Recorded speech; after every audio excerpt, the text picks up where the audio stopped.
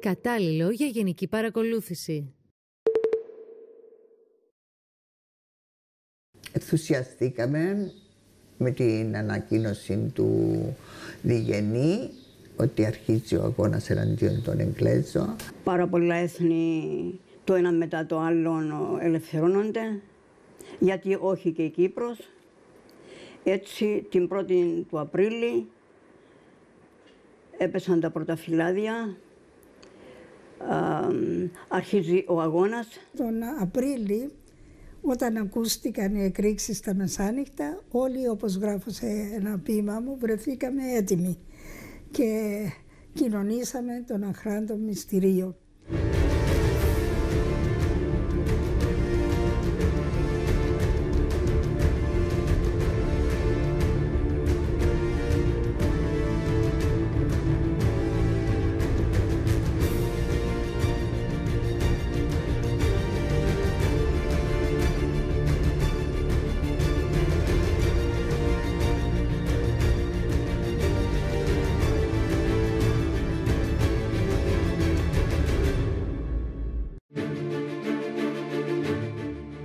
Κάτω από τα φορέματα με τα φουρό χτυπούσε γρήγορα και δυνατά μια καρδιά γεμάτη πόθο για ελευθεριά.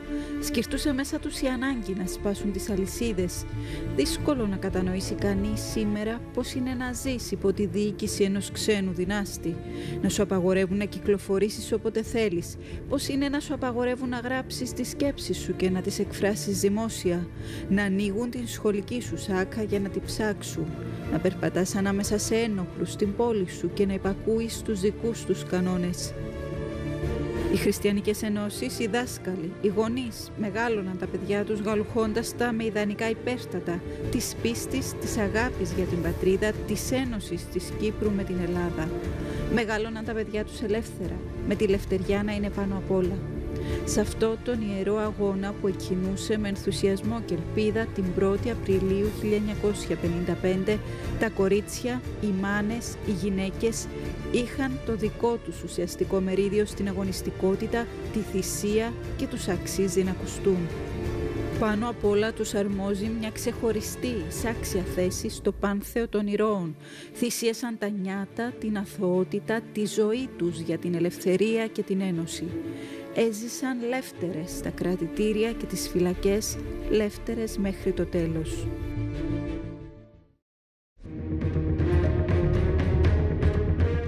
Το εκτελεστικό της Λευκωσίας, το επίλεκτο σώμα της ΕΟΚΑ, το οποίο αναλαμβάνει τις πιο δύσκολες αποστολές, μεταξύ αυτών και τις εκτελέσεις Άγγλων και προδοτών. Βιβλία, αναλύσεις, αράδες πολλές έχουν καταγραφεί για τους αγωνιστές που ηγήθηκαν τέτοιων ομάδων. Συνήθως όμως δεν γίνονται αναφορές στα κορίτσια. Η μικρότερη ήταν 16 ετών. Ο ρόλος των κοριτσιών ήταν καθοριστικός και το ρίσκο που αναλάμβαναν ίδιο και μεγαλύτερο από αυτό των ανδρών, αφού κουβαλούσαν για πολλή ώρα τα όπλα της εκτέλεσης κάτω από τις φούστες τους. Και όταν έφυγε και ο Μάτσης αντάρτης, του έγραφα και μου έγραφε και εκείνος και τον παρακαλούσα να ενταχθώ πιο ένεργα. Όχι, λαλή μου, είσαι μικρή ακόμα. Είναι εντάξει, ό,τι κάνεις είναι εντάξει.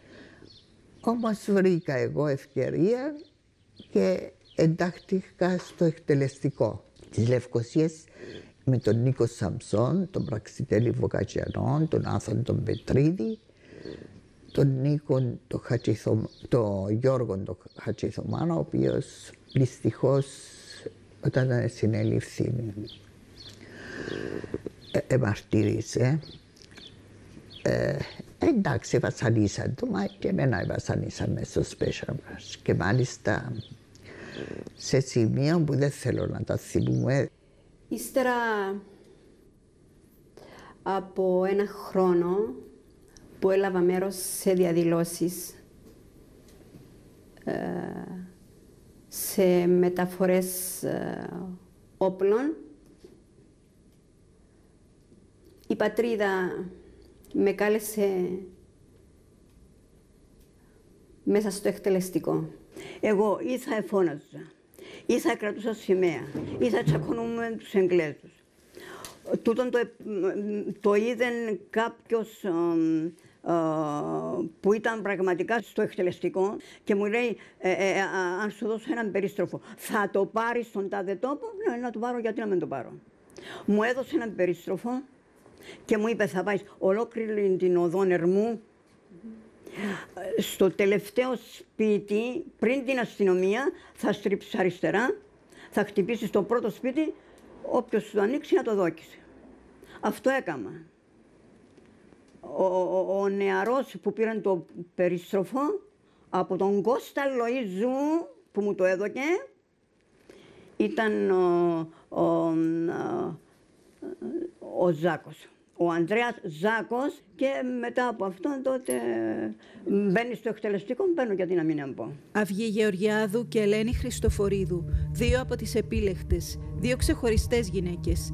Η Ελένη Χριστοφορίδου έλαβε μέρος στη μάχη του νοσοκομείου, μία από τις τολμηρότερες επιχειρήσεις του αγώνα, με σκοπό την απελευθέρωση του Πολύκαρπου Γιορκάτζη. Μαζί με την Αυγή Γεωργιάδου συμμετείχαν σε πλειάδα πετυχημένων και αποτυχημένων εκτελέσεων. Πώς είναι μια γυναίκα πρώτα απ' όλα να είναι μέσα, το εκτελεστικό εκτελούσε κόσμο, ήταν αστεία πράγματα. Εμίλη μου, να σου πω ότι τα παιδιά όλα είχαν μεγάλο θάρρος. Δεν ήταν εύκολο να είσαι μπροστά από τον εχθρό και να τον πυροβολείς. Δεν ήταν εύκολο. Και εγώ ήμουν δίπλα τους πάντα. Και σε μια εκτέλεση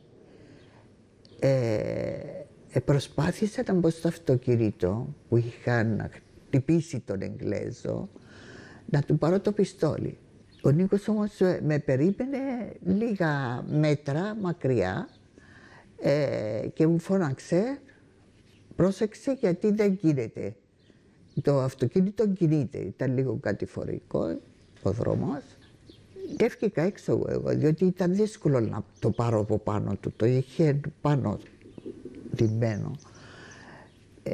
Ψαχούλευα το βέβαια, αλλά δεν μπόρεσα να το βγάλω. Σας είχαν πει αν έχετε ευκαιρία να πιάσετε ναι, βέβαια, διότι τα δύο που είχαμε ήταν τα μοναδικά και είναι αυτά που είχαν κάνει τις περισσότερες εκτελέσεις και στη Λίδρας και παντού. Όπου είχε. Έτυχε μια άλλη φορά να χτυπήσουν τον Εγγλέζο και να έτσι χτυπημένος είχα φύγει τα παιδιά. Ο Νίκος βεβαίως ήταν ακόμα με περίμενε στη μέση του δρόμου. Ο Εγγλέζος βγαίνοντας από το μπακάλικο ερχόταν προς το μέρος μου που εγώ εκείνη την ώρα έβαλα τα πιστόλια μέσα. Πώς κουβαλούσαν τα όπλα? Η επιτυχία των επιχειρήσεων, λόγω της έντονης αστυνόμευσης της Λευκωσίας, της συνεχούς παρουσίας των Άγγλων, εξαρτώταν από τη μυστικότητα και τη μαεστρία της απομάκρυνσης των όπλων. Τα παιδιά το έπαιρναν την ώρα της εκτελέσεως και μου τα δίναν πίσω, αμέσως. Αυτό είναι το δύσκολο. Και πού τα βάζατε? Στην τσέπη μου, κάτω από την ποδιά. Μου είχε ράψει η μαμά μου έναν μισό μεσοφόρι από πολύ στερεόν υφασμά και έβαλε τσέπη μπροστά και τα βάλα εκεί. Ήταν δύο μεγάλα πιστόλια κυλινδρικά. Ο Θεός να αναπαύσει την μάνα της Αυγής. Η μάνα μου δεν ήξερε ότι εγώ ήμουν στο εκτελεστικό. Η μάνα της Αυγής έραψε δύο μεσοφοριά από κάποτε. Δύο, ένα για την κόρη της και ένα για μένα. Όταν θα πήγαινα σε εκτέλεση, φορούσα τούτο. Το μεσοφόρι το χοντρό, το οποίο μπροστά είχε μια τσέπη σαν του καφετζή. Πάνω από το μεσοφόρι τούτο, το χοντρό, φορούσαμε έναν φουρό. Τότε ήταν η μόνη περίοδος που ήμουν της μόδας. Και πάνω ένα ωραίο φόρεμα. Αν με είχατε πάνω σας όπλα. Εγώ θα πήγαινα κρεμάλ. Εκτέλεση μετά, ναι. Ναι. Καλά, εντάξει, ούτε τα σκεφτόμουν αυτά, Ούτε με ενδιέφερε, ούτε και κανέναν από τους αγωνιστές ενδιέφερε. Αυτός ήταν ο μεγάλος αγώνας. Ότι εμένα ο Σαμψόν με ονόμαζε αδερφούδα, αρφούα μου. Και εγώ αρφούη μου. Θέλω να πω, ήταν τα αισθήματα μας ο ένας προς τον άλλον, ήταν πολύ διαφορετικά. Και οι γείτονες μου, ήταν γειτονιά. Βλέπαν πολλοί άντρες να βγαίνουν σπίτι μας. Η μάμα μου είχε 2 κόρες. Γιατί? Και όμως δεν μίλησαν, δεν είπαν τίποτε. Δεν σχολιάσα. Λάβατε μέρος σε πολλές εκτελέσεις και απόπειρες? Έλαβα και σε απόπειρες και σε παρακολουθήσεις επικίνδυνες. Οι πιθανότητες να συλληφθούν ήταν πολλές. Ήταν σχεδόν βέβαιο ότι μετά από τόσες πολλές επιχειρήσεις κάποιο τροτό σημείο θα εντοπιζόταν και θα συλλαμβάνονταν. Η σύλληψή τους όμως ήρθε τελικά μετά από προδοσία. Προδοθήκατε και συλληφθήκατε? Ναι, προδοθήκαμε από τον ίδιο τον προδότη που είχαμε πάει για εκτέλεση στην Πατριάρχου Γρηγορίου, του Ροβέρτου Σπυρίδωνος. Ήταν όμως μεγάλη απρονοησία, διότι περάσαμε μπροστά του και μας είδε. Μας ήξερε, αφού ήταν η γειτονιά μου εκεί. Ήταν του Αγίου Αντωνίου απέναντι η εκκλησία. Φύγαμε αμέσως, πήγαμε Λεμεσό, όλη η ομάδα. Φτάνοντας στη Λεμεσό, χωρίς να ξέρουμε που πάμε, θυμήθηκα εγώ ότι στα κάτω πολεμήθηκα είχα έναν δεύτερον εξάδελφο. Η Αυγή έμεινε για λίγο στη Λεμεσό και επέστρεψε στο σπίτι της, αφού χρειάστηκε να χειρουργηθεί λόγω σκολικοειδίτιδας. Η Ελένη παρέμεινε κρυμμένη για μήνες. Εσάς πότε σας εσυλλάβα τελικά? 19 του Γενάρη τον επόμενο χρόνο. Τούτες όλους τους μήνες. Έμενα εγώ με τον Άθον τον Πετρίδη στο σπίτι της Άλκης της Ποταμίτου, στην οδόν Αγίου Ανδρέου. Το πώς συνελήφθησαν είναι μεγάλη ιστορία. Έπεσαν και οι δύο στα χέρια των χειρότερων βασανιστών και ανακρίνονταν στο Special Branch της Λευκωσίας. Αντί να με πάρουν στην Ομορφύτανο όπου έπαιρναν όλους για ανάκριση, με πήραν εκτός Λευκωσίας, μετά την Κοκκινοτριμηθιά, προς το Τρόδο, στον παλιόδρομο όμως, υπήρχε παλιόδρομος, αριστερά σαν πήγαινες είχε ένα μικρό δασίλειο και στρίψαν εκεί και σταματήσα και κατεβάσαν και με γυμνώσαν, κάμναν διάφορα, τέλος πάντων με κακοποίησαν πάντως. Εγώ από εκείνη την ώρα που με συλλάβαν δεν άνοιξα το στόμα μου να τους απαντήσω. Ήταν η τακτική μου. Λέω ούτε δεν ξέρω ούτε τίποτε, δεν θα τους πω. Εξαγρίωναν τους, δυστυχώς. Μετά από εκεί, εγώ σε κάποια στιγμή λιποθυμήσα, με πήραν, δεν με πήραν πάλι για Ομορφύτα, με πήραν στο Special Branch, στη διπλανή κάμαρη. Υπήρχαν οι προδότες, αρκετοί προδότες μέσα και εκεί σε κάποια φάση με πήραν και είδα τον Γιώργο τον Χατζηθωμά, ήταν στο κρεβάτι, είχε κάτι επιδέσμους στο πόδι και στο χέρια και μου είπε Αυγή, μίλησε και εσύ λέει μου, διότι εγώ δεν μπόρεσα, μίλησα, γιατί να σε βασανίσουν ακόμα παραπάνω και είπαμε ότι να μας δώσουν λεφτά να σε παντρευτώ και να πάμε στην Αγγλία. Λέω του ποιος είσαι, δεν σε ξέρω. Μα ξέρετε τι σημαίνει να σε γυμνώνουν, να σου δίνουν σαρκαπόθηκια και τα βασανιστήρια ξεπέρασαν τους Ναζί οι Εγγλέζοι στα βασανιστήρια.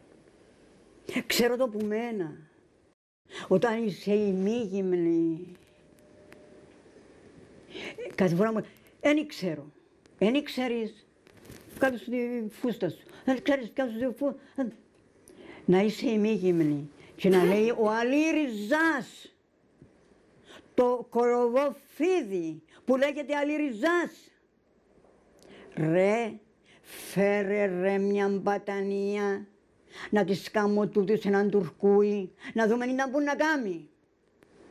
Άνθρωπος δικός μας, από την Κοντέα, ο Καστορής ο Κοντεάτης, έφερε την μπατανία, συνηθιχαμε βρωμόλογια. Τι να σου πω, Εγγλέζοι, Τούρκοι, Έλληνες,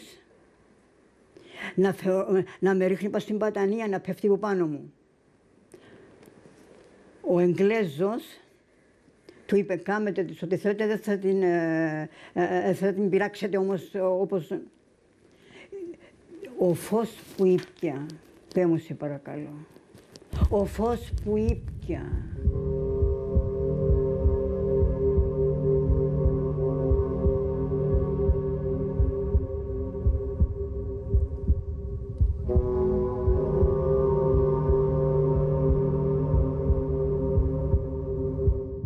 Και όταν έπαιρναμε στην Ομορφίδα, ήταν 8 μέρες να συνέρθω να με πάρω φυλακή. Ήταν πολύ μακριά τα μαλλιά μου, χτύπουσα με συνέχεια στο πρόσωπο, μου αφήκα μαλλιά μου, λέει ο λόγος. Αλλά παραπάνω εκείνο που με επηρέαζε ήταν με χρησιμοποιούσαν άσχημα και οι Τούρκοι και οι Εγγλέζοι έρχονταν, θυμούμαι ο Λίντς έρχετούν σφυρίζοντας το σειρά και χτυποκαρδούσα φόβο την ώρα που έρχεται, δεν περίμενα τι θα μου έκαναν, αλλά δεν τους το δείχνα εγώ ότι με επηρέαζε. Έρχεται οποιαδήποτε ώρα της νύχτας. Δεν είχε τακτική ώρα ή της ημέρας και με έπαιρνε πάνω στο Special Branch και κάθονταν αρκετοί και Τούρκοι και Εγγλέζοι γύρω και με χτυπούσαμε στην κεφαλή και με ρίχναν ο ένας τον άλλον, ξέρεις, σαν μπάλα. Αλλά ήταν, δεν μπορώ να σας περιγράψω το τι μου έκαναν εκεί. Όταν τέλειωναν πόσο κράτησε αυτό? Κράτησε ένα μήνα, που δεν είναι δικαιούνται. Όταν με πήραν εμένα στις φυλακές, η φούστα η οποία φορούσα του σχολείου δεν μπορούσε να κρατηθεί, δώσαν μου παραπάνω και την στερέωνα 2 φορές. Τόσο να δυνάτησα. Με κρατούσαν 2 βαριάνες να με μεταφέρουν εκεί. Ήταν η αδερφή μου ήδη εκεί, είχαν τη συλλάβει και τον αδερφό μου συλλάβαν. Και τον πατέρα μου, δεν σας είπα, στο Special Branch. Τον έφεραν τον πατέρα μου για να με πείσει να μιλήσω. Με πήραν μπροστά του ο Λίντς με έναν Τούρκο που θα το μετέφραζε. Κάθεται ο παπάς μου και δίπλα του ένα μεγάλο τραπέζι ήταν γεμάτο λεφτά, στίδες, λεφτά. Και μου λέει ο πατέρας μου, για να δεις ότι οι γονείς και εκείνοι ήταν πολύ εθνικόφρονες. Λέει μου, κόρη μου, αν ξέρεις τίποτε, πες τους, λέει μου, γιατί να σε κρεμάσω, μου είπα. Λαλό του, παπά, εμπελάρες που λαλού. Μα τι ήθελα να του πω, επεξήγησε του ο Τούρκος του Εγγλέζου το τι είπα και τότε έφερε ένα σκηνή, έβαλε μου το στο λαιμό και με έσυρε μπροστά στον παπά μου για να με κρεμάσουν. Και ο παπάς μου είδα να τρέχουν τα δάκρυα πρώτη φορά. Τα πιο φρικτά βασανιστήρια ήταν αυτά των γυναικών στα κρατητήρια. Όπως διασώζει ο ερευνητής Παναγιώτης Παπαδημήτρης, οι Άγγλοι τις βασάνιζαν με ακραίο τρόπο. Μία ακόμη εξ αυτών ήταν η Βάσο Λοϊζά. Απεκαλύφθη ότι η Λοϊζά γυμνώθη στα κρατητήρια υπό του λοχείου Λίντς, ωστις επειδή εκείνη προσεπάθη να συγκρατήσει τα τελευταία εσωρουχά της τα κατεξέσχισεν. Νεαρά σκορασίδας, αφού τα σε γύμνωναν παντελώς, τα έσπρωξαν ο εις εις την αγκάλιν του άλλου. Στις κεντρικές φυλακές οι συνθήκες ήταν καλύτερες. Φεύγοντας από τα χέρια των βασανιστών, οι δοκιμασίες των βαρδιάνων έμοιαζαν χάδι. Μετά στις φυλακές ήταν καλύτερη κατάσταση, σίγουρα. Ασύγκριτα. Γιατί ήταν και οι άλλες κοπέλες και παρηγορούσατε η μια την άλλη. Μπράβο. Εμένα με 3 σε κάθε κελί. Με ποιες ήσασταν εσείς? Στην αρχή με την Βάση τη Λοϊζά και την Τούλα τη Χαραλάμπους. Ύστερα η Τούλα η Χαραλάμπους απολύουν την πιο μπροστά, όχι τα Χριστούγεννα. Έφεραν την Ελένη, την Αντωνίου από το Όμοδος. Ανακαλύψαν κρυσφύγετο. Εσώτως ανατινάξαν το σπίτι, τη μάνα και εγώ έφεραν το στις φυλάκες. Κάθε μία από τις κρατούμενες του αγώνα στις κεντρικές φυλακές έχει να διηγηθεί τη δική της ηρωική ιστορία. Η κράτηση τώρα πια αποτελεί ένα ακόμη παράσημο σύμβολο της προσφοράς τους και όσες σήμερα δεν ζουν αξίζουν τιμών. Άλλες μετέφεραν εκρηκτικά, άλλες έλαβαν μέρος σε εκτελέσεις, άλλες μετέφεραν μηνύματα. Η Μαρούλα Μαρκίδου συμμετείχε μεταξύ άλλων στην αποτυχημένη απόπειρα δολοφονίας του δικαστή Μπέρναρτ Σο, του δικαστή που οδηγούσε στην αγχώνη τους αγωνιστές της ΕΟΚΑ. Συνελήφθη την ίδια ημέρα με τη συνονόματη της Μαρούλα Κοκκίνου Μαρκίδου.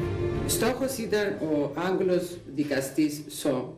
Αφού είχαμε συνεννοηθεί με τους υπόλοιπους συναγωνιστές, το σχέδιο ήταν ο Τάκης ο Φιλιππίδης να τα καταφέρει να μπει μπροστά από το αυτοκίνητο του Σο την ώρα που εσχόλανε, που η ώρα ήταν 1 το μεσημέρι, που η οδός Βικτόριας ήταν γεμάτη κόσμο.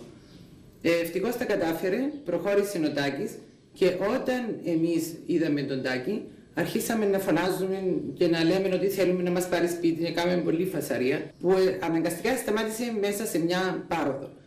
Εκεί από την πάροδο ήταν κρυμμένοι 2 συναγωνιστές μας, ο παλαιολόγος και ο Όμηρος ο Δημητρίου, οι οποίοι βγήκαν, πυροβόλησαν τον Σο, τον χτύπησαν πάνω στο λαιμό, δεν τον σκότωσαν. Αμέσως ο φρουρός του Σο βγήκε έξω, έτρεξε να πυροβόλησαν τα παιδιά, αλλά ευτυχώς δεν είχαμε θύματα. Μετά οι εφημερίδες την άλλη μέρα διερωτούνταν κατά πόσον το Volkswagen και οι κοπέλες ήταν βαλτές. Οι γυναίκες της ΕΟΚΑ κατασκεύαζαν εκρηκτικά, αλλά έμαθαν και να τα χρησιμοποιούν. Μετά από σύντομη εκπαίδευση βγήκαν στους δρόμους και προκάλεσαν αναστάτωση και πανικό στη Λευκοσία, ρίχνοντας χειροβομβίδες κατά τη διάρκεια διαδήλωσης. Ενέργεια οργανωμένη, η οποία λειτουργήσε ως αντιπερισπασμός στις διεξαγόμενες έρευνες της αστυνομίας στους χώρους του Ανταρκτικού.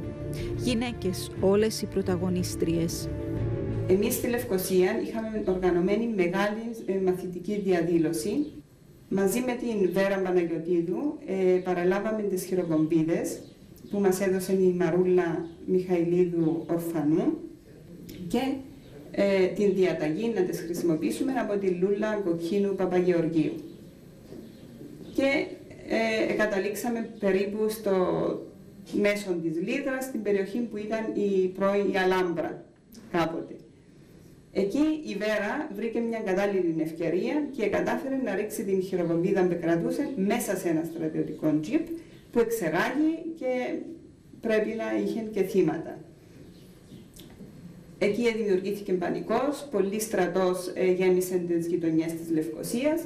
Εγώ εντωμεταξύ είχα ανέβει πάνω στην ταράτσα του Μεγάρου Κίκου, στο τέρμα της οδού Λίδρας, και περίμενα την κατάλληλη ευκαιρία. Πραγματικά είδα ότι σε μια στιγμή περνούσε μια στρατιωτική περίπολος και αφού άναψα τη χειροπομπίδα, την έριξα και εξεράγει ανάμεσα στην περίπολο. Αργότερα είχαμε ξαναρίξει χειροπομπίδες στην οδόν κοντά στην εκκλησία Τρυπιώτη και ύστερα από μερικούς μήνες οργανώσαμε πάλι ομάδες με κοπέλες και μαθήτριες που πρόθυμα ανέλαβαν αυτή την αποστολή και από ό,τι μπορώ να θυμηθώ τώρα, μπορώ να σας πω τα ονόματα της Μαλάμος της Νεοφύτου, την Μαρούλα, τη Βέρα, την Πίτσα Κωνσταντίνου και την Ανθούλη, επίσης την Αγγέλα Νικολάου, την Ιουλία Κιλιάδη και άλλες. Η Ρίτα Ανθούλη και η Παμπίτσα Κωνσταντίνου είχαν ως αποστολή μεταξύ άλλων στην οργάνωση να κουβάλουν πυρομαχικά με το αυτοκίνητό τους. Συνελήφθησαν να μεταφέρουν βόμβες, βασανίστηκαν στην Ομορφίτα, κατέληξαν στις κεντρικές φυλακές ως κρατούμενες και ακολούθως ως κατάδικες.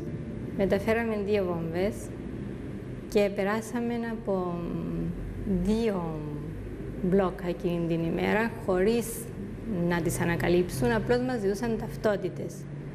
Εγώ οδηγούσα, ήταν δίπλα οι φίλοι μου και στην τρίτη έρευνα που μας σταμάτησαν, επειδή κρατούσαν τη τσάντα που ήταν και οι βόμβες και οι ταυτότητες μέσα, στην τρίτη έρευνα της είχε πέσει μια ταυτότητα.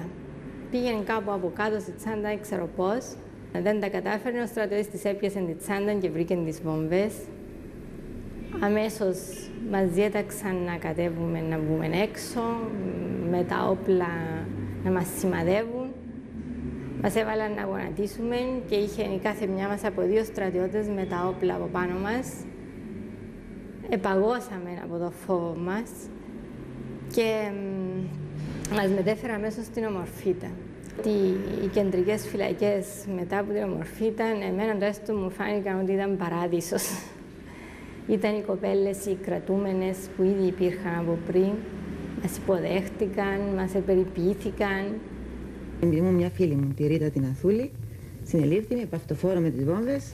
Μας πήγαν, περάσαν από βασανιστήρια, ανακρίσεις, πολλά και διάφορα και τελικά καταδικάστηκα εγώ σε 7 χρόνια φυλάκιση. Εκεί στα κρατητήρια οι γυναίκες βίωσαν τις εκτελέσεις των αγωνιστών. Ο απαγχωνισμός του Ευαγόρα Παλικαρίδη ήταν κάτι που δεν θα ξεχάσουν ποτέ. Εκείνο που δεν θα ξεχάσω ποτέ είναι αρχίσαμε και τραγουδούσαμε και ψάλαμε χωρίς κανένα φάλτσο. Λες και είχε έναν χέρι που μας οδηγούσε και τραγουδούσαμε και ψάλαμε. Μετά από λίγο ακούστηκε, ήταν πριν τα μεσάνυχτα αυτό, μας φώναξαν «Παίρνουν τον». Και ακούστηκε από τον κάμπο των ανδρών η φωνή κάποιου κρατούμενου που είπε «Παλικαρίδη, γενναίος ήσουν, γενναίος έμεινες και γενναίος θα πεθάνεις. Η πατρίδα σε στεφανώνει με τον κόκκινο της δόξης». Και φωνάξα ξανά «Επήραντον» και 12 και 13 λεπτά με το ρολόι μου ακούστηκε η καταπαχτή. Και όλοι τότε ψάλαμε το αιωνία μνήμη. Κάναμε 3 μέρες απεργία πείνας μετά από αυτό. Την Ελλάδα αγαπώ, αλλά και σένα. Πόσο καιρό κάνατε στις φυλακές? Την πρώτη φορά έκανα ένα χρόνο, το 57 βγήκαμε, όλες μαζί. Άλλες βγήκαν πιο νωρίς. Όλες ενώ ήταν, έχω τις φωτογραφίες, ήταν η Κοκκίνου και άλλες, η Αναστασιάδου, η Αλίκη Στρογγυλού, η Ελένη, η Χριστοφορίδου. Όταν καταλάβαμε ότι πρόκειται να γίνουν κάποιες συμφωνίες και θα βγαίναμε από τη φυλακή, αποφασίσαμε να κάνουμε μια σημαία. Απαγορευόταν τότε με τους Άγγλους, ούτε σημαίες, τίποτα.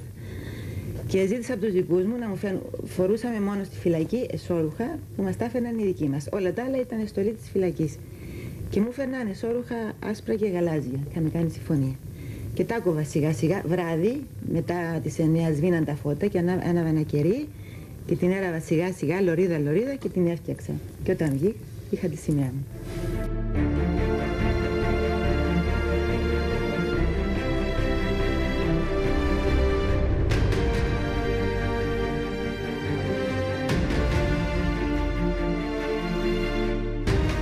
Φεύγοντας από τις φυλακές το Δεκέμβριο του 1957, ο αγώνας της ΕΟΚΑ συνεχιζόταν.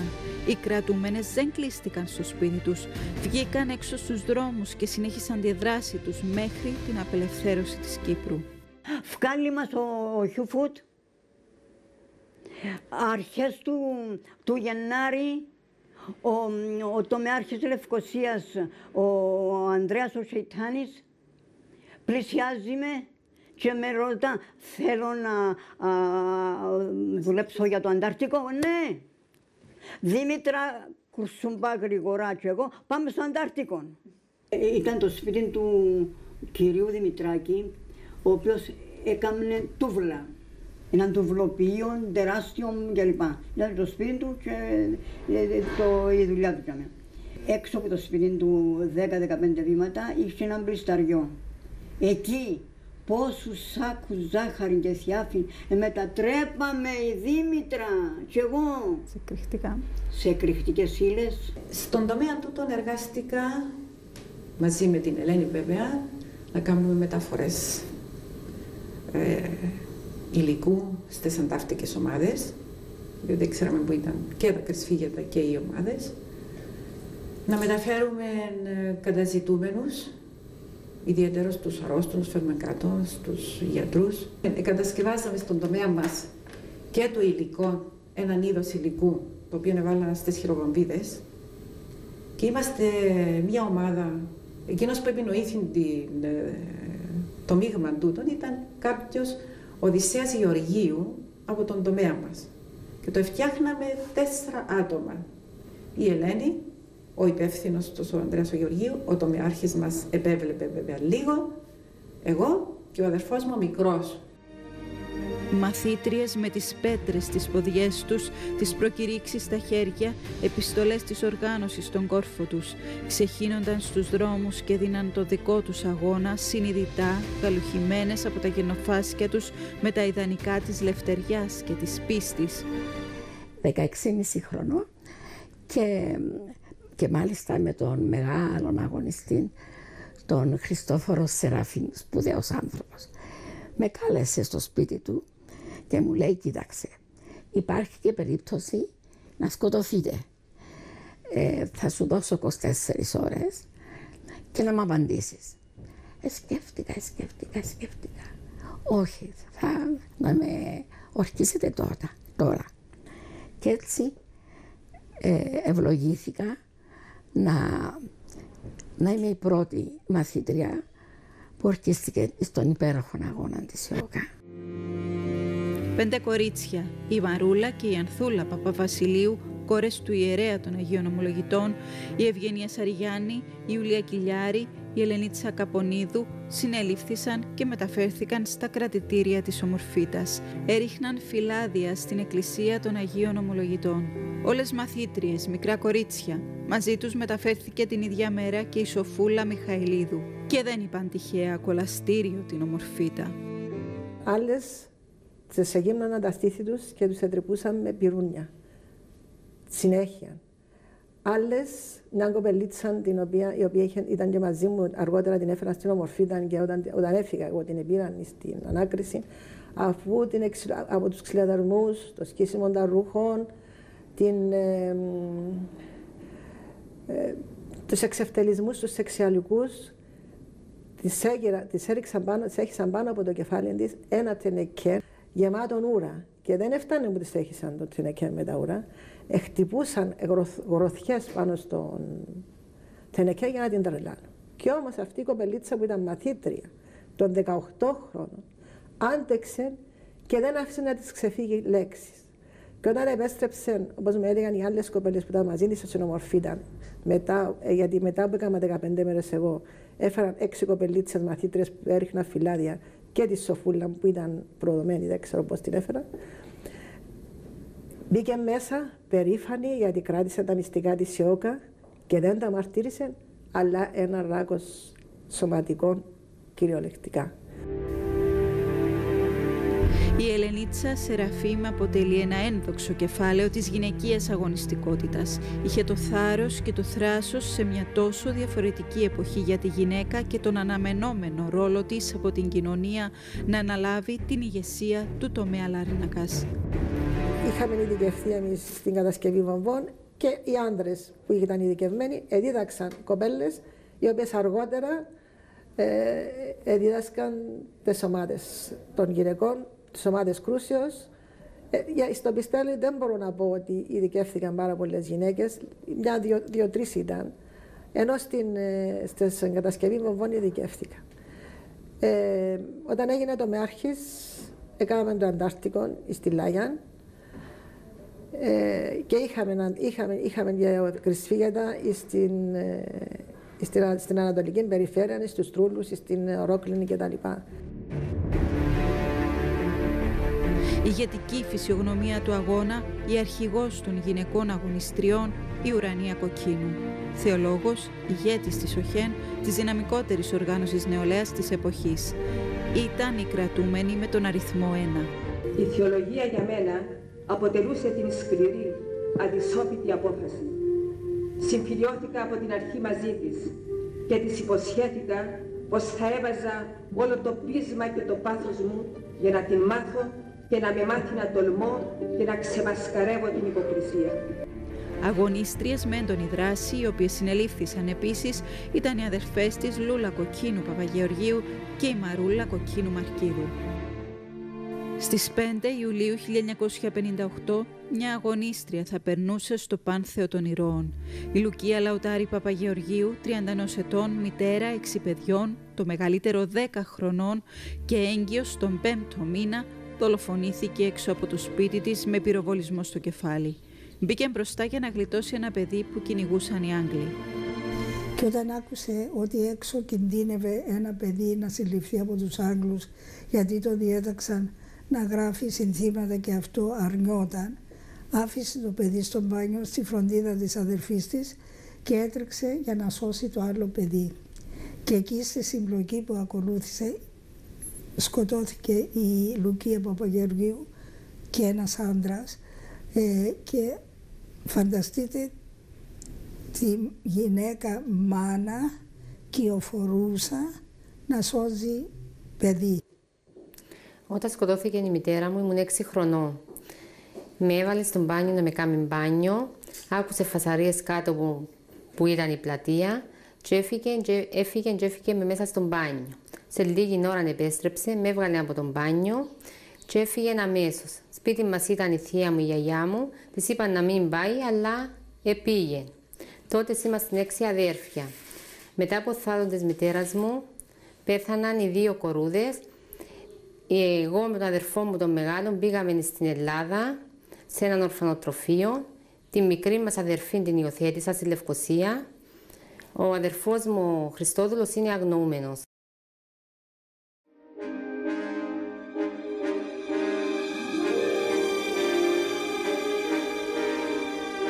Στην Πάφο η έντονη αντίδραση πήγαζε από τους μαθητές στα σχολεία. Η μεγαλύτερη ενέργεια αντίστασης πριν από τον αγώνα διεξήχθη στην Πάφο το 1953 κατά τους εορτασμούς της στέψης της βασίλισσας Ελισάβετ. Οι μαθητές κατέστρεψαν κατά τη διάρκεια της νύχτας όλο το φαντασμαγορικό διάκοσμο της πόλης με αποτέλεσμα να μην εορταστεί η στέψη. Στο εκτελεστικό της Πάφου εντάχθηκαν και 3 δυναμικές γυναίκες. Μια ομάδα μας έβαλαν στο εκτελεστικό. Πηγαίναμε μάλιστα σε ένα σπίτι που μας παραχωρήθηκε από μια οικογένεια. Ποιες κοπέλες ήσασταν? Είμαστε 3. Ήμουν εγώ, ήταν η Κλεοπάτρα Φινιέου, σήμερα Κοτσόνη, και ήταν και μια άλλη η οποία τώρα είναι στην Αμερική, Ανδρούλα λεγόταν. Από τις χαρακτηριστικότερες στιγμές στον αγώνα ήταν η ανατείναξη του ξενοδοχείου Όλυμπος απέναντι από τον αστυνομικό σταθμό. Ήταν 4 χοντροί σωλήνες ενωμένοι και τους έδεσαν και με σύρμα και έκαναν και μια έτσι τρύπα για να μπορεί να μπει κάτω από το γάντζο. Λοιπόν, η Φινιέος, η Κλεοπάτρα, ήταν πάρα πολύ αδύνατη. Τότε φορούσαμε και κάτι φούστες κλός, έτσι, πολύ φαρδιές. Την έβαλαν εδώ με έναν κορσέ. Μπήκαμε, δεν μας ενόχλησε κανένας. Μάλιστα, εγώ φρόντισα να μείνει ανοιχτή η πόρτα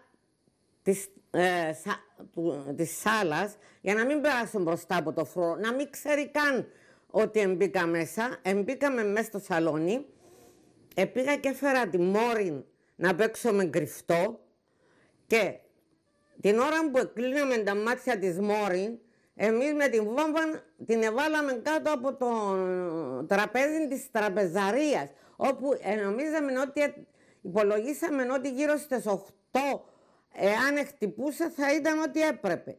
Αυτοί άρχισαν από τις 7.30, αλλά η βόμβα δεν ξέρω γιατί χτύπησε 8.30. Η τσάντα. Εκεί ήταν η κρύπτη. Και ήταν κολλημένη. Και έτσι έφτανε το χέρι τους μέχρι εδώ, αλλά ήταν κολλημένο εκείνο. Έχει πάνω από 20 χρόνια που είναι εδώ αυτή η τσάντα. Εδώ ανήκει.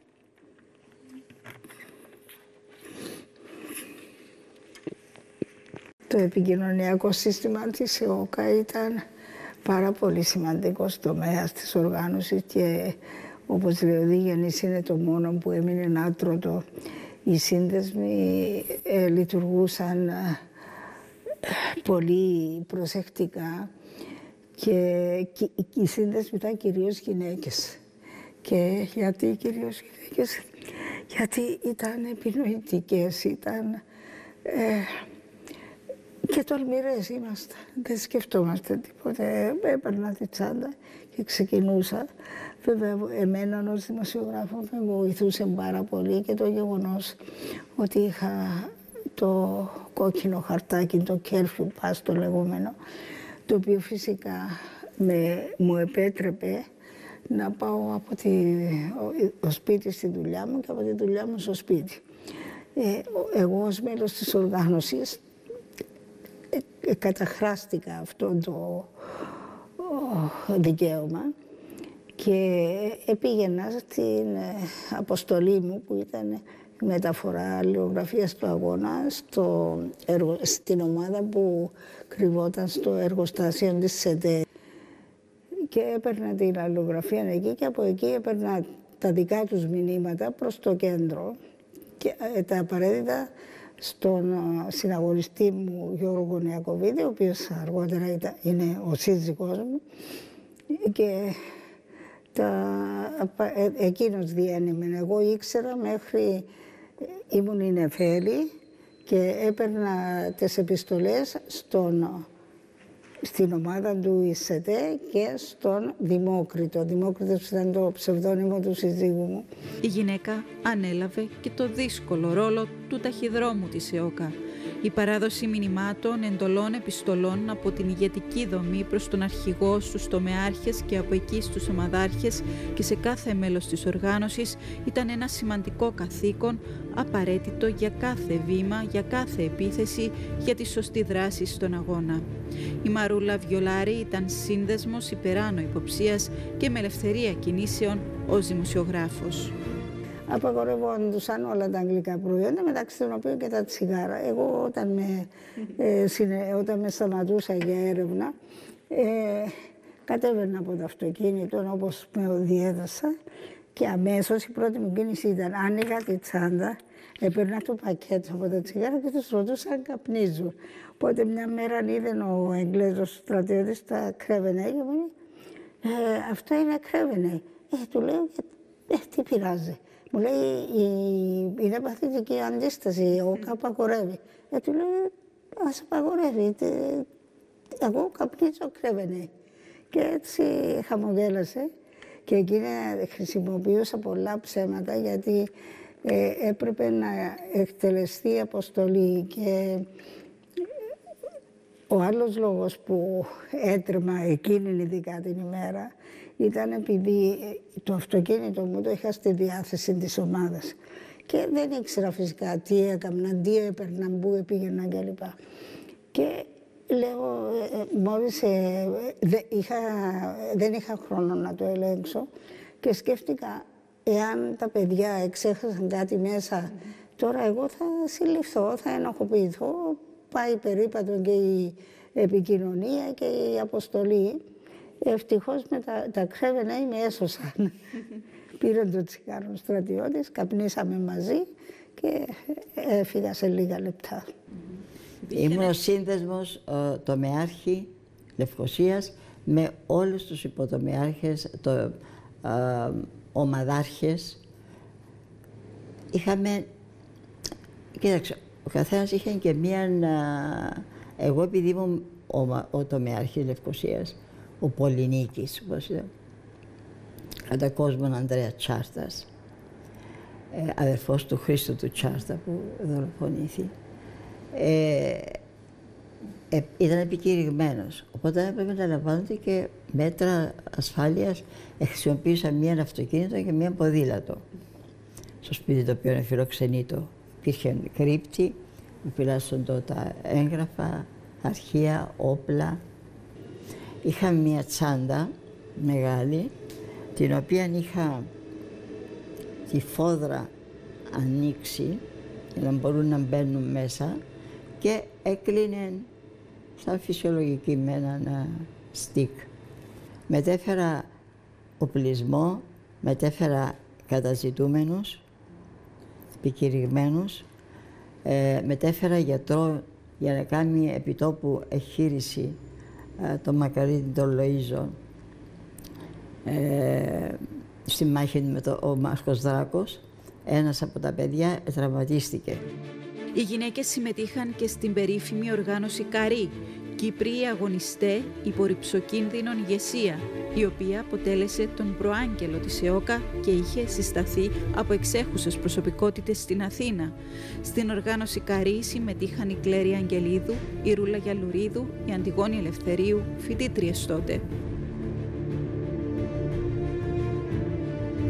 Νίτσα Χατζηγεωργίου. Κάθε φορά που αγγίζουν το όνομά της, η θελημένα είτε άθελα αφήνουν σκιές γύρω της.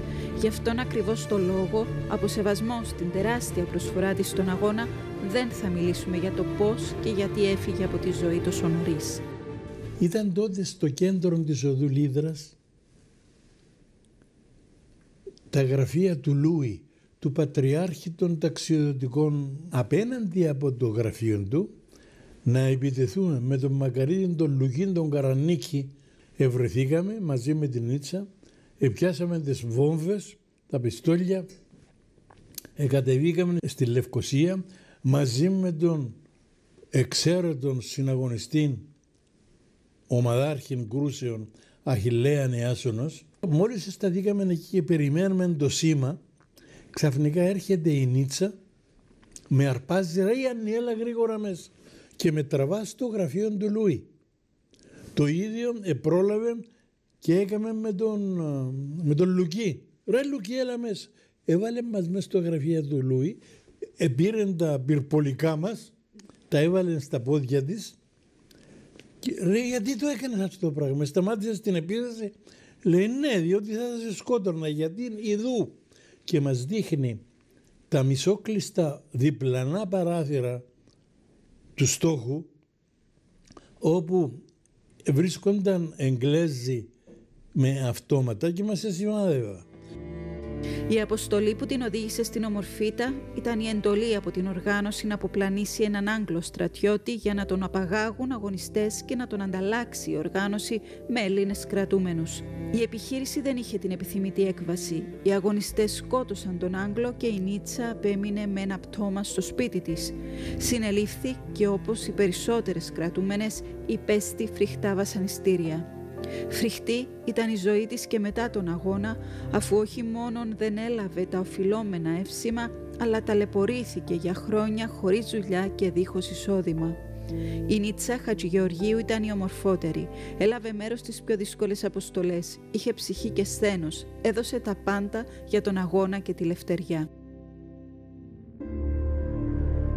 Σημαντική είναι και η προσφορά των γυναικών εκείνων στα βουνά και στις πόλεις που αθόρυβα έκρυψαν καταζητούμενους στα σπίτια τους, έφτιαξαν κρυσφύγετα, έθεσαν σε κίνδυνο τις οικογένειές τους. Κάποιες έχασαν τα σπίτια τους όταν μετά από έφοδο ανακαλύφθηκαν εκρηκτικά σε αυτά. Λάουν εύκολο είναι να χτίσουν ένα φούρνο, αλλά να τους χτίσετε. Κατέβησαν ήβραν τον τόπο τα χαμή και χτίσαν και κάμαν το στόμιον έτσι. Και κάμαν και είσοδον από την κάμαρη. Από πάνω και κατεβαίναν από κάτω βαδώνοντας του την πόρτα. Εκλείαν την, εκλειδώναν την, που έτυχε να έρθουν και εγκλέζεις στο καντζέλι και κατεβούν να μπουν μέσα χωρίς να ενοχληθούν. Η Μαρίτσα Καραολή στο Παλαιχώρι διατηρούσε το περίφημο κρυσφύγετο στο φούρνο του σπιτιού της, ένα κρυσφύγετο που δεν ανακαλύφθηκε ποτέ από τους Άγγλους. Μαζί με τις αδερφές της Χριστάλα, Ελένη και Κυριακή έκρυψαν και στήριξαν δεκάδες αγωνιστές, μεταξύ αυτών τον Γρηγόρη Αυξεντίου, τον Κυριάκο Μάτση, τον Μιχάλη Γεωργάλα, τον Χρήστο Τσάρτα και τον Σάβα Ροτσίδη.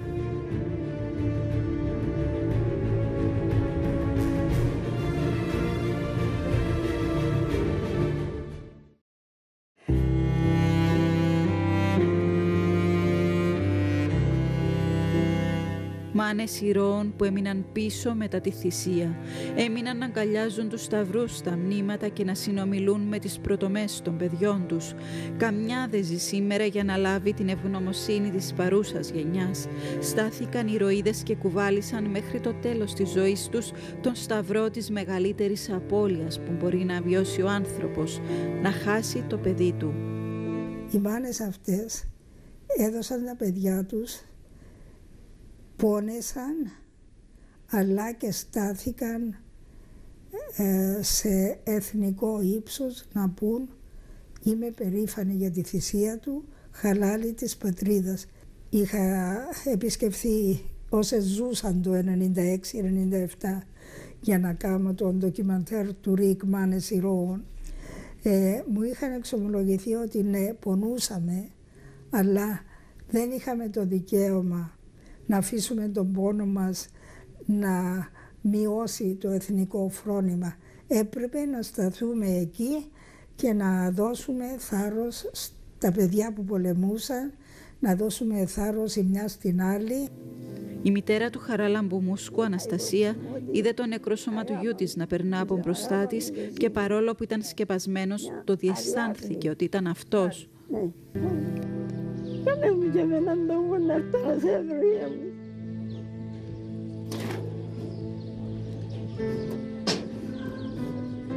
Να έρθω να σε ξαναδώ.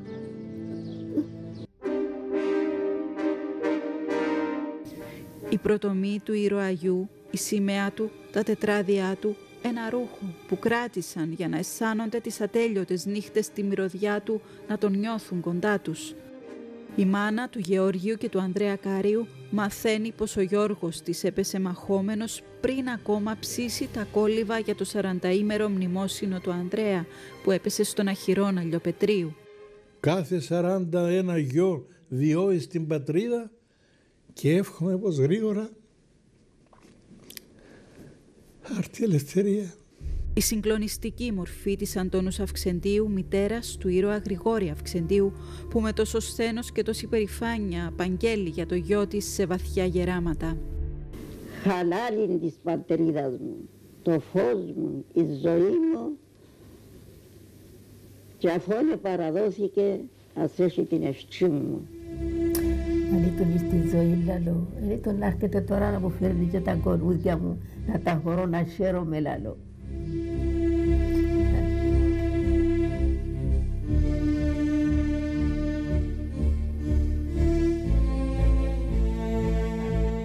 Ενιώσαμε, τον εχαρήκαμε. Θωρείς τον όνειρο του Δημητράκη καμιά φορά? Είδα τον ούτε μου μια φορά. 21 του Μάρτη σκοτώθηκε ο γιος μου και 25 του Μάρτη ελευθερώθηκε ο Αρχιεπίσκοπος. Όσον και έπιαν την έκτη τάξη του γυμνασίου που τον σκότωσε. Ναι. 17,5 χρονών, αν έκλεισε 18. Καλοσύνες πολλές που είχε, Παναγία μου, για όλον τον κόσμο ήταν καλός. Και λάρου να μένει η Κύπρος ρωτήσω ο γιος μου. Αμπί μου που σαν άγιωσα μέσα στις πιο μαγκάλες και τώρα φύγες πόσο μου και κάμες άλλες μάνες. Αφού έφυγες πόσο μου και πήγεν μακριά μου, έχασα την νεότη μου και ούλην τη χαρά μου.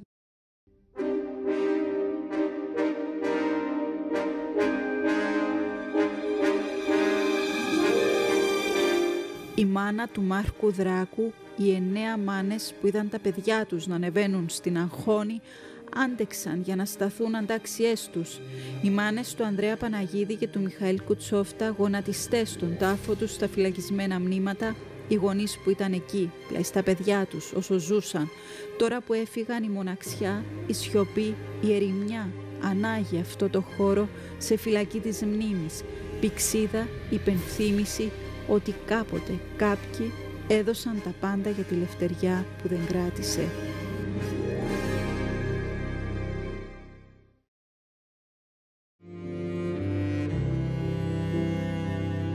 Ίσως να έχει εντυπωθεί στις συνειδήσεις των ανθρώπων πως ο θάνατος για τον ήρωα είναι η υπέρστατη θυσία. Μια γυναίκα που τη γυμνώνουν, τη βιάζουν, σε ποιο βαθμό στην κλίμακα του πόνου και της θυσίας πρέπει να καταγράψουμε την προσφορά της. Σκέψου μετά το βιασμό στα 16, τα 17, τα 20 σου χρόνια να πρέπει να ζήσεις με αυτό μέχρι τα βαθιά γεράματα. Και έπειτα μια γυναίκα που δολοφονείται το παιδί της από έναν κατακτητή, γιατί αυτό αντιστέκεται στο ζυγό, σε ποιο βαθμό της κλίμακας του πόνου ανάγεται η θυσία της. Ποια μονάδα μέτρησης μπορεί να μετρήσει τον πόνο να θάψει μια μάνα το γιο της. Ναι, από αυτά που έχουν γραφτεί. Μιλώντας μαζί τους σήμερα, 70 χρόνια μετά, αισθάνεσαι ντροπή, γιατί ξέρεις πως δεν θα μπορούσες ποτέ να σταθείς ανταξιά τους. Και την ίδια στιγμή είναι τόσο πολύ η υπερηφάνεια, γιατί υπάρχει και αυτή η Κύπρος, η αγωνιζόμενη με τα όμορφα ιδανικά. Η Κύπρος που είχε το Θεό σύμμαχο και τη Λευτεριά Λάβαρο. Το συναπάντημα με τις αγωνίστριες γυναίκες της Κύπρου αποτελεί μοναδική εμπειρία, επιχειρήστε το. Ως να συναντάς ελεύθερους ανθρώπους για πρώτη φορά και ζουν σε γη σκλαβωμένοι. Ελεύθερες και τώρα, ελεύθερες και τότε που βρέθηκαν πίσω από τα κάγκελα της φυλακής. Πιο ελεύθερες ακόμη όταν βρίσκονταν δέσμιες στα χέρια των σκληρότερων βασανιστών. Το πνεύμα και το φρόνημα δεν φυλακίζονται. Παρέμειναν λεύθερες υπό όποιες συνθήκες.